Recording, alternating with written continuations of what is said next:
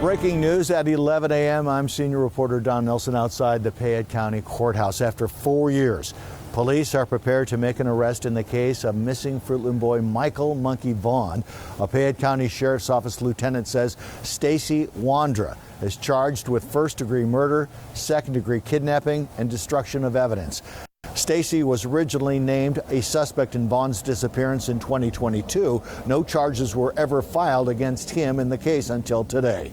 Vaughan was 5 years old when he disappeared without a trace in July of 2021. Idaho News 6 heard from Vaughan's mother, Brandy, earlier this morning. In a statement, she said, quote, "Our family has mixed emotions. Yes, we are glad charges are coming. We want them to tell us where Michael is, period. We will let the justice system take care of the rest," unquote.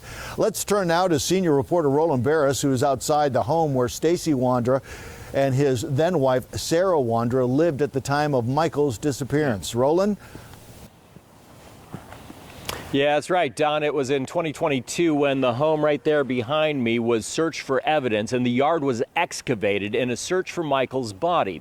But investigators at the time said it was a, quote, credible tip from someone in the home that prompted the search. Stacey Wondra was serving time out of state during that investigation, and it was later revealed that he was behind the so-called credible tip prompting the search.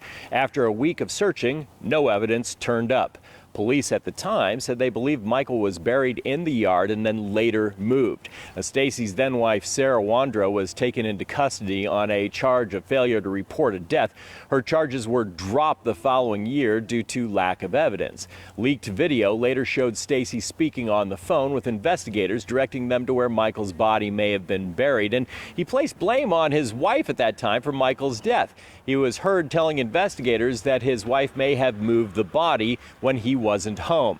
Michael's disappearance was a cold case, of course, for years with little to no development. No Amber Alert was issued when he went missing because the situation did not meet all the criteria to issue an Amber Alert. That prompted Governor Brad Little to sign Monkey's Law the following year, also known as Endangered Missing Person Alerts.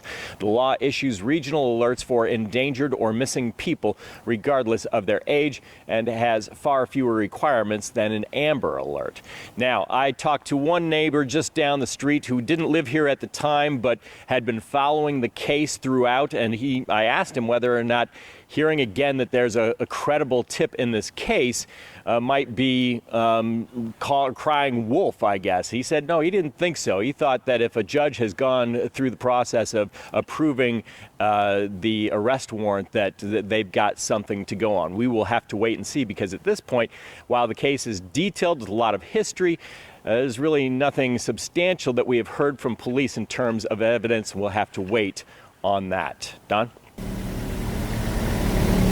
Thanks, Roland. A statement we just received less than an hour ago from the Payette County prosecutor's office clarifies Michael's body has still not been found. Just to recap quickly for you, those of you joining us now, murder and kidnapping charges have been filed in the case of missing Fruitland boy Michael Vaughan. It's been more than 4 years since he disappeared.